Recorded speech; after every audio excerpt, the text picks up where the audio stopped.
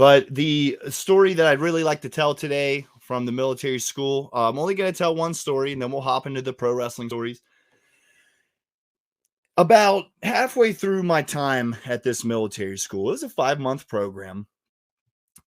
About halfway through, there was a kid who was in the bathroom. He was slamming a trash can against the wall and he was just yelling shit like, I hate this place. I want to go home so bad. And I heard him going off in the bathroom, and there was a strict no violence policy. If you got into a fight at this military school, they are sending you home. So knowing that, I approached this kid in the bathroom, and pro wrestling guru Travis DuFour, I asked him if he was a fan of pro wrestling, and he was like, what the fuck are you talking about? He was like, I'm not trying to have like a general conversation right now. I was like, no, I'm getting to something. I was like, how about this? Me and you, we will just pretend to fight and we will both get sent home. Oh man, here we go. And so he liked that idea. So Mike, for the next hour, I teach this guy how to throw a punch in pro wrestling. A fake punch. Yeah. Oh, you're holding back basically. I tell him, hit me right on my neck with your fingertips. Make sure that you really swing your arm, but all fingertips right on my neck. It's not going to hurt and it's going to look beautiful. That's exactly what he did then. Yeah. Well, so in military school, you're in a formation. You're in lines and whatnot all the time. And we wanted to make sure that we were in front of each other in this formation. So I said, boom, that's the first step. Let's get face to face with each other out there. Next step, I told him, I'll throw the first punch because I know mine's going to look beautiful. Of course. I got to go first.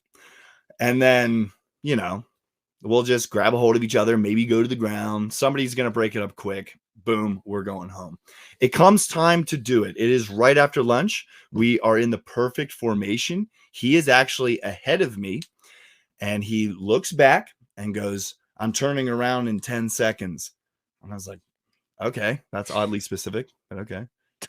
He had to count himself down, hype himself up for the moment. And then he did. He starts out loud going 10, 9. Is this guy stupid?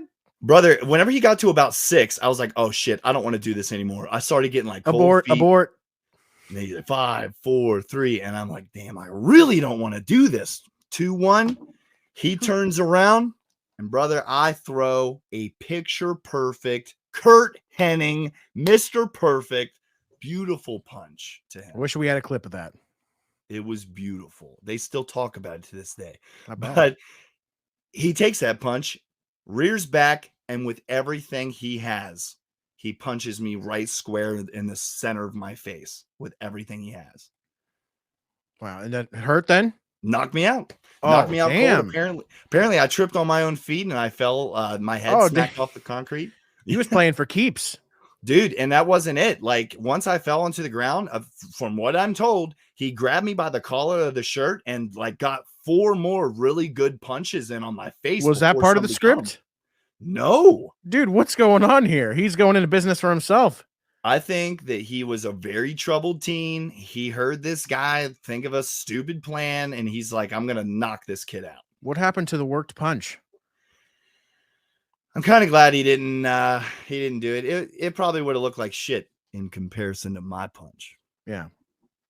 So he actually gets you on the ground and you're out then, or at least dazed and confused. They end up breaking it up. And we are now about a half hour later, we're sitting in this office and I'm so excited. I'm like, I can't wait to get home.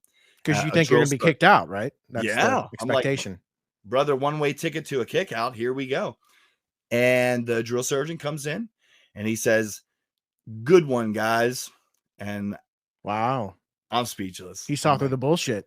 Yeah. I was like, well, what the fuck does he know that I don't know? And he said, yeah, there was somebody else in the formation. I later on found out who it was.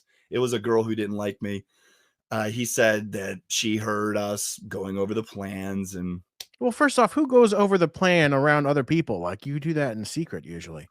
Well, she heard the countdown. I I went over gotcha. the plan with him in the men's, in the boys' locker room, but she heard the countdown.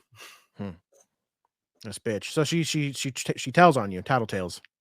She does, and we end up just getting disciplinary action. I ended up having to stay at the military school, which You didn't get kicked out. it ended up working out. I got my GED, and I got a couple other academic awards while I was there. That's good. So you don't regret your time there too much in the end? Not at all. It really got me into some kind of shape. I mean, before I went to military school, I had never been in a gym, never played sports. So it was, running a mile every day, push-ups, you name it. It really got me into some decent shape.